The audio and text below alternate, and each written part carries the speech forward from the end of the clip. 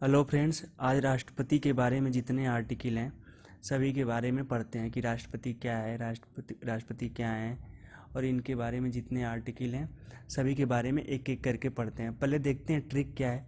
पकानि Coca दुयो दशम, मतलब प से क्या होगा कि आर्टिकल जो 52 है इसमें राष्ट्रपति के पद के बारे में है। 53 में जो है कार्यपालिका की शक्तियाँ, 54 में राष्ट्रपति का निर्वाचन, और 55 में कोटा कार्यकाल, 56 में दोबारा चुन सकते हैं कि नहीं, आर्टिकल 57 में है। और राष्ट्रपति के लिए क्या क्या योग्यताएं होनी चाहिए, ये आर्टिकल किस में है, 58 में है। और राष्ट्रपति बनने के लिए क्या क्या कंडीशन होना चाहिए, क्या क्या दशाएं होनी चाहिए, ये आर्टिकल किस में है, 59 में है। और राष्ट्रपति शपथ 60 में है। और राष्ट्रपति पर महाभियोग के बारे में आर्टिकल 61 में है। अब बारी बारी करके राष्ट्रपति के बारे में देखते हैं। जो राष्ट्रपति का पद है ये कहाँ से लिया गया है, ये यूके की रानी के समान होते हैं। जो हमारे राष्ट्रपति जी हैं, जो यूके में महारानी का जो पद है वो इंडिया के राष्ट्रपति के पद के बराबर होता है। अब देखते हैं इसके बाद आर्टिकल 53 कि आर्टिकल 53 में क्या दिया गया है। आर्टिकल 53 में जो है राष्ट्रपति की शक्तियों के बारे में बताया गया। कार्यपालिका में जो राष्ट्रपति की शक्तियां जो जो होनी चाहिए, कार्यपालिका में राष्ट्रपति की शक्तियों के बारे में है, की शक्तियों के बारे में। अब क्या क्या है कि जो राष्ट्रपति है ये क्या है, औपचारिक रूप से, ऑफिशियल रूप से क्या है, कार्यपालिका का चीफ होता है। जो राष्ट्रपति है वो कार्यपालिका का क्या होता है, चीफ होता है। कि कैसे, ऑफिशियली।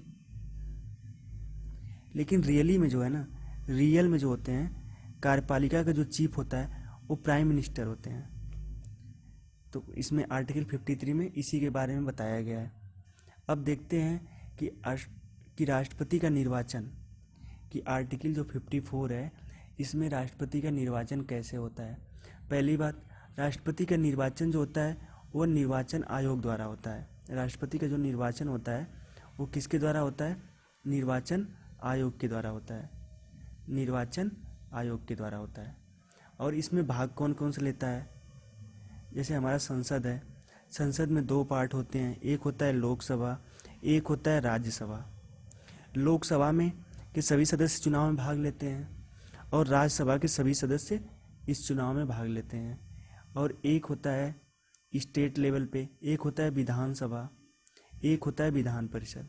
तो इसमें विधान परिषद जो चुनाव में भाग नहीं लेता है, लोकसभा चुनाव में भाग लेता है, राज्यसभा लेता है और विधानसभा भाग लेती है। और इसमें एक कंडीशन और है कि राष्ट्रपति के चुनाव में राष्ट्रपति जो है दो एंग्लो इंडियन को, लोकसभा में राष्ट्रपति दो एंग्लो इंडियन को चुनाव करता है। और इसमें जो है राज्यसभा में 12 लोग को मनोनीत करता है। ये 14 जो है ये राष्ट्रपति के चुनाव में भाग नहीं लेते हैं, क्योंकि ये राष्ट्रपति के चुनाव में यदि भाग लिए तो ये अपना वोट किसे देंगे, राष्ट्रपति को ही देंगे। इसीलिए क्या कर दिया गया है, इनको बाहर कर दिया गया है। और राष्ट्रपति का चुनाव जो होता है अप्रत्यक्ष रूप से होता है, अप्रत्यक्ष रूप से होता है। और कैसे होता है, एकल संक्रमणी अनुपातिक प्रणाली के द्वारा होता है राष्ट्रपति का चुनाव। अब आगे देखते हैं कि राष्ट्रपति का चुनाव हुआ तो कैसे। जैसे राष्ट्रपति का चुनाव यदि 3 उम्मीदवार हैं, राष्ट्रपति के चुनाव में यदि 3 उम्मीदवार हैं, ए है, बी है और सी है, तो राष्ट्रपति के चुनाव में क्या है कि जितने लोग वोट डालते हैं उनको क्या है, किसी एक को वोट नहीं देना है, वोट सबको देना है। लेकिन उनको क्या करना होगा कि उनको प्रेफर करना होगा कि हम नंबर 1 पे सबसे पहले किसे हम प्रेफर करते हैं।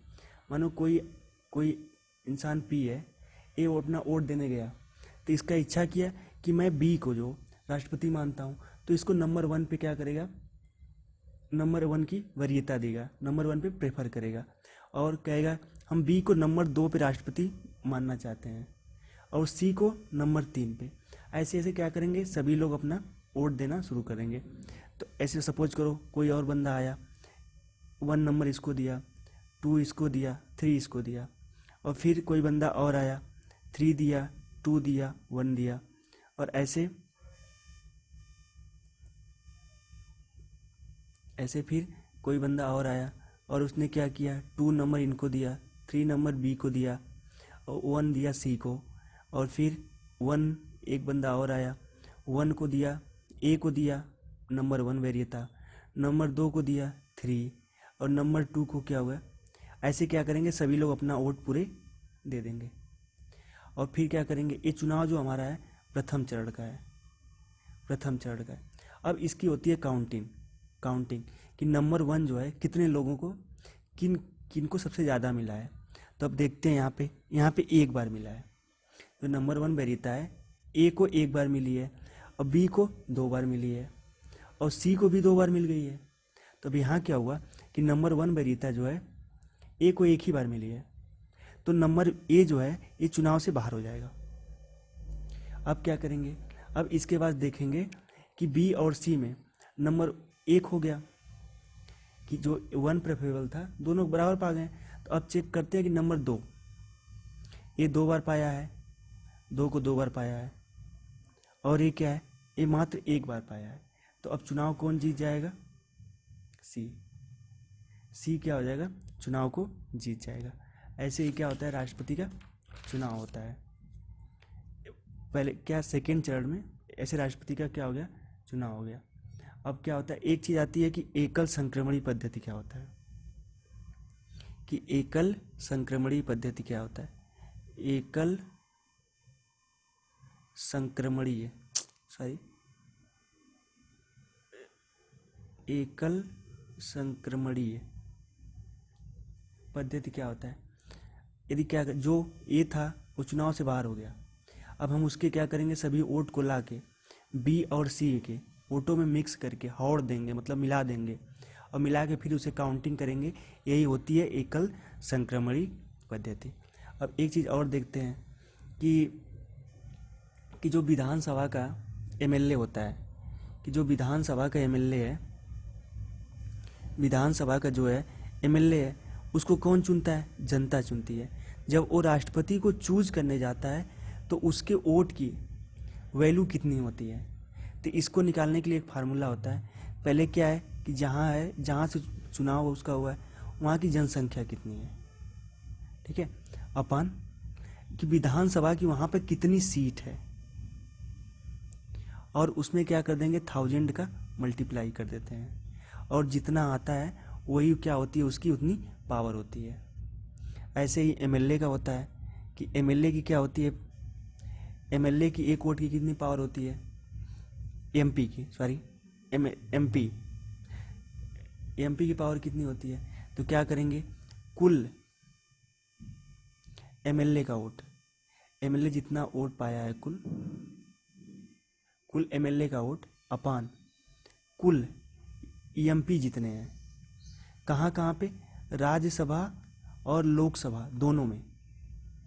इसको सॉल्व करने के बाद जितना आएगा उसके वोट की वैल्यू कितनी होती है, उतनी होती है।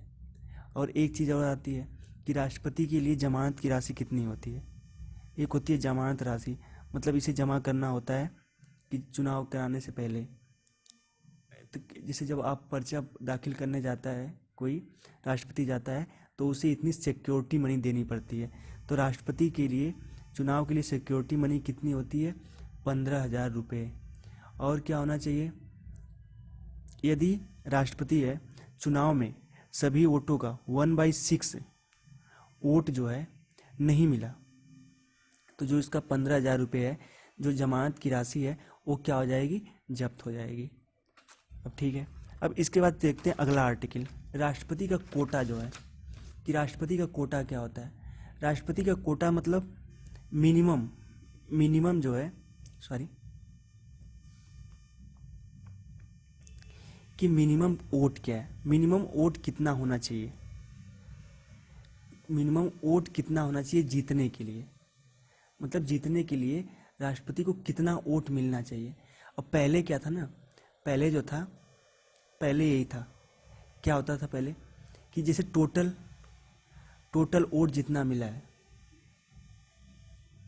टोटल वोट जो मिला है उसमें क्या करेंगे,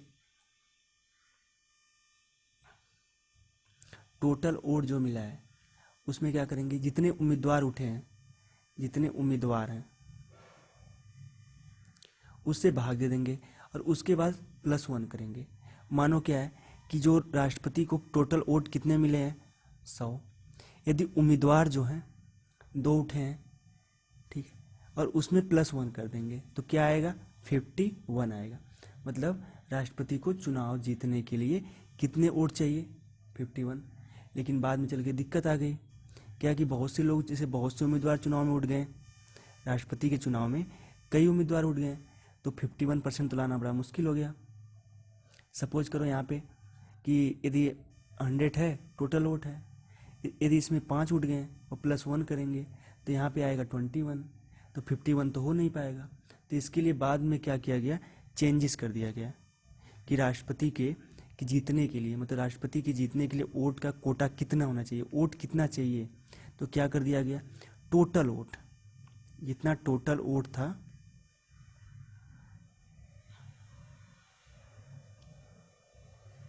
टोटल वोट जो था इसमें क्या कर दिया गया, जितने उम्मीदवार हैं उसमें +1, डिनोमिनेटर में ही +1 करके बाद में फिर एक +1 कर दिया गया। अब इसका मतलब क्या हुआ, सपोज करो कि चुनाव में टोटल वोट कितने पड़े हैं, 100, उम्मीदवार सपोज करो कितने हैं, 5, उसमें +1 कर देंगे और जो आएगा उसमें भी +1 कर देंगे, तो यहाँ पे क्या हो जाएगा, मतलब 21। तो राष्ट्रपति को जीतने के लिए कितने वोट चाहिए, यदि 4 उम्मीदवार उठे हों तो 21 वोट चाहिए। तो क्या हो गया, इससे इनका चुनाव जो हो गया, रिजल्ट बड़ा आसानी से आना इससे आ जाएगा। अब पढ़ते हैं आर्टिकल 56 के बारे में कि राष्ट्रपति का कार्यकाल कितने साल के लिए होना चाहिए। जैसा कि हम जानते हैं कि राष्ट्रपति का कार्यकाल जो है ये 5 साल के लिए होता है। अब इसके बाद देखते हैं, इसमें कोई खास नहीं है, इसका किसमें है, ये तो ट्रिक से याद कर लेंगे कि आर्टिकल 56 में क्या है, राष्ट्रपति का कार्यकाल, जो सबसे पहले ट्रिक है, इसमें कोई खास चीज़ नहीं है। अब अगला देखते हैं कि राष्ट्रपति का दोबारा निर्वाचन हो सकता है, क्या राष्ट्रपति जो है दोबारा चुनाव में भाग ले सकता है और दोबारा चुनाव लड़ सकता है, दोबारा जीत सकता है, दोबारा चुनाव जीत सकता नहीं, क्या दोबारा वो राष्ट्रपति बन सकता है, हाँ। राष्ट्रपति इसके बारे में कहाँ पे दिया गया है, 57 में दिया गया। और 2 बार राष्ट्रपति आप लोग जानते ही हैं, कौन बना है, डॉक्टर राजेंद्र प्रसाद, डॉक्टर राजेंद्र प्रसाद जो बिहार के थे, उनको क्या हुआ, वे क्या हुए, 2 बार भारत के राष्ट्रपति बने हैं। अब देखते हैं अगले आर्टिकल में क्या है कि आर्टिकल 58 में क्या दिया गया है। तो इसमें पहला जो है कि जो राष्ट्रपति की योग्यता के बारे में है कि राष्ट्रपति के लिए क्या क्या योग्यताएं होनी चाहिए। सबसे पहले तो हर किसी के चुनाव में आती है, भारत का क्या होना चाहिए, नागरिक, भारत का नागरिक होना चाहिए। और इसके लिए बी जो है, राष्ट्रपति के चुनाव के लिए एज कितनी होनी चाहिए, एज इसके लिए 35 होनी चाहिए। कभी कभी पूछ देता है कि लोकसभा के चुनाव के लिए एज कितनी होनी चाहिए, 25, राज्यसभा के लिए कितनी होनी चाहिए, 30। अब इसमें पूछ देता है कि जो प्रधानमंत्री के लिए एज क्या होनी चाहिए, तो हम जानते हैं यदि कोई लोकसभा का चुनाव जीता होगा तो प्रधानमंत्री बन सकता है, तो इसमें मिनिमम एज कितनी होती है, 25 साल होती है। तो मिनिमम एज कितनी होनी चाहिए प्रधानमंत्री बनने के लिए, 25 साल कम से कम तो होनी चाहिए, 25 साल होनी चाहिए। अब राष्ट्रपति आते हैं, राष्ट्रपति लौट के, राष्ट्रपति का एज कितना होना चाहिए और क्या होना चाहिए, राष्ट्रपति को क्या आना चाहिए, लोकसभा की, जो लोकसभा है उसकी योग्यता होनी चाहिए, लोकसभा की योग्यता होनी चाहिए। इट मीन्स जो लोकसभा के अध्यक्ष की जो योग्यताएं होती हैं उसके बराबर इसकी योग्यता होना चाहिए। और एक चीज़ और है कि जब राष्ट्रपति का चुनाव हो रहा है तो इसके लिए क्या है, 50 प्रस्तावक होना चाहिए और 50 अनुमोदक होना चाहिए, अनुमोदक होना चाहिए। इट मीन्स कि जैसे कि अगर कोई बंदा उठा, वो क्या कह दिया कि मैं राष्ट्रपति का चुनाव में भाग लूँगा, चुनाव में लड़ूंगा, तो ऐसा नहीं हो सकता है। तो इसके लिए क्या होना चाहिए, मेन चीज़ है, नहीं तो ऐसे हर कोई चुनाव में उठ जाएगा। तो इसके लिए क्या बना दिया गया है कि उसके लिए 50 लोग क्या करें, प्रस्तावित करें, उसका नाम डालें कि भैया इनको हम राष्ट्रपति के तौर पे चुनाव में लड़वाना चाहते हैं। और 50 उनके क्या होना चाहिए, अनुमोदक होना चाहिए। और क्या है, 15,000 जो है जमानत राशि होनी चाहिए। तो ये तो नॉर्मल होता ही है, इसमें कोई खास बात नहीं है। तो क्या होना चाहिए, 15,000 रुपये जमानत राशि जमा करवानी पड़ती है। अब अगला देखते हैं आर्टिकल क्या है, राष्ट्रपति की दशाएं, मतलब राष्ट्रपति बनने के लिए शर्त क्या क्या होनी चाहिए। राष्ट्रपति बनने के लिए शर्त क्या क्या होनी चाहिए। पहली क्या है, राष्ट्रपति बनने के लिए पहला क्या है कि वो संसद, कि वो पागल ना हो। पहला कि राष्ट्रपति हमारा, जो राष्ट्रपति के लिए उम्मीदवार है वो पागल नहीं होना चाहिए। नंबर 2 पे क्या होता है, दिवालिया। नंबर 2 का है दिवालिया नहीं होना चाहिए। अब दिवालिया क्या है, जैसे विजय माल्या। विजय माल्या क्या है, वो पैसे लेके क्या हो गया, फरार हो गया है। मतलब उसने अपने से ज़्यादा से लोन ले लिया है, बहुत ज़्यादा लोन ले लिया है, उसका लोन चुका नहीं सकता। यदि उसको क्या कर दिया गया, प्रेसिडेंट बना दिया गया इंडिया का, तो क्या करेगा, सबसे पहले अपना जेब भर देगा। इसी बात को ख्याल में रखते हुए क्या कर दिया गया कि ऐसे बंदे को चुनाव में, राष्ट्रपति के चुनाव में वो भाग नहीं ले सकता है। और थर्ड चीज़ क्या है, वो लाभ के पद पे नहीं होना चाहिए। थर्ड चीज़ क्या है कि वो लाभ के पद पे नहीं होना चाहिए। लाभ लाभ के पद पे नहीं होना चाहिए। मीन्स क्या है कि यदि वह जैसे चुनाव लड़ रहा है, अगर चुनाव जीत गया तो उसे लाभ का पद छोड़ना पड़ेगा। और यदि वो लोकसभा का अध्यक्ष है, यदि वो लोकसभा का सदस्य है या विधानसभा का सदस्य है, तो उसे क्या करना पड़ेगा, तो वो क्या होता है, लाभ का पद नहीं होता है, वो चुनाव के बाद उसे हटना पड़ता है। और क्या है, इसके बाद देखते हैं आर्टिकल 60 क्या है। इसमें बताया गया है, इसमें क्या है, राष्ट्रपति के शपथ के बारे में है कि राष्ट्रपति शपथ किसके सामने लेता है। अब हम जानते हैं सुप्रीम कोर्ट में जो है, सुप्रीम कोर्ट में जो है 33 जज होते हैं, और एक जो होता है चीफ जस्टिस ऑफ इंडिया होते हैं, चीफ जस्टिस ऑफ इंडिया होते हैं। तो राष्ट्रपति को शपथ कौन दिलाएगा, भारत के चीफ जस्टिस ऑफ इंडिया दिलाएंगे। यदि ये अनुपस्थित रहें, यदि मानो कि ये सपोज करो ये ना रहे, तो उसमें क्या हो गया, जो 33 जो जज हैं इसमें से जो सीनियर है, जो बंदा सीनियर है, सीनियर जज जो है, वही राष्ट्रपति को क्या करेगा, शपथ दिलाएगा। बस इसमें यही है। अब अगली चीज़ आती है राष्ट्रपति पर महाभियोग, आर्टिकल 61, जो हर किसी एग्जाम में इसके बारे में पूछ देता है। अब राष्ट्रपति के ऊपर महाभियोग कब लगा सकते हैं, महाभियोग मतलब राष्ट्रपति को उसके पद से हटा देना ही क्या कहलाता है, महाभियोग कहलाता है। पहला क्या है, राष्ट्रपति के यदि किसी विदेशी राष्ट्र के प्रभाव में आ गया है, मतलब जो हमारा राष्ट्रपति है यदि किसी विदेशी राष्ट्र के प्रभाव में है, तो यहाँ पे क्या होगा, प्रभाव में है तो क्या होगा, तो इस पे महाभियोग लग सकता है। सेकेंड चीज़ क्या है, संविधान का यदि अतिक्रमण कर रहा है। सेकेंड क्या है, संविधान का क्या कर रहा है, अतिक्रमण कर रहा है, तो ऐसी कंडीशन में क्या उस पर महाभियोग लगा सकते हैं।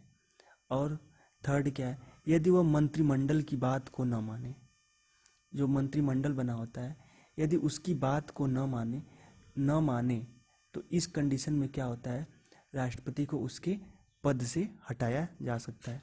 अब थोड़ा देख लेते हैं कि राष्ट्रपति को उसके पद से हटाने में कौन कौन से लोग भाग लेते हैं। सबसे पहले क्या है,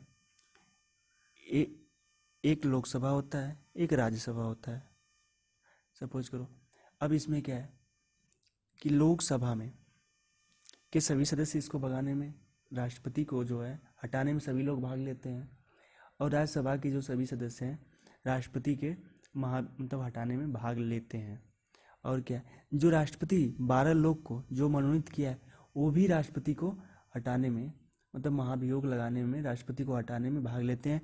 जो 2 एंग्लो इंडियन होते हैं वो, मतलब इट मीन्स लोकसभा के सभी सदस्य और राज्यसभा के सभी सदस्य जो मनोनीत भी हुए हैं वो राष्ट्रपति के महाभियोग में, मतलब राष्ट्रपति को हटाने में अपना वोट देते हैं।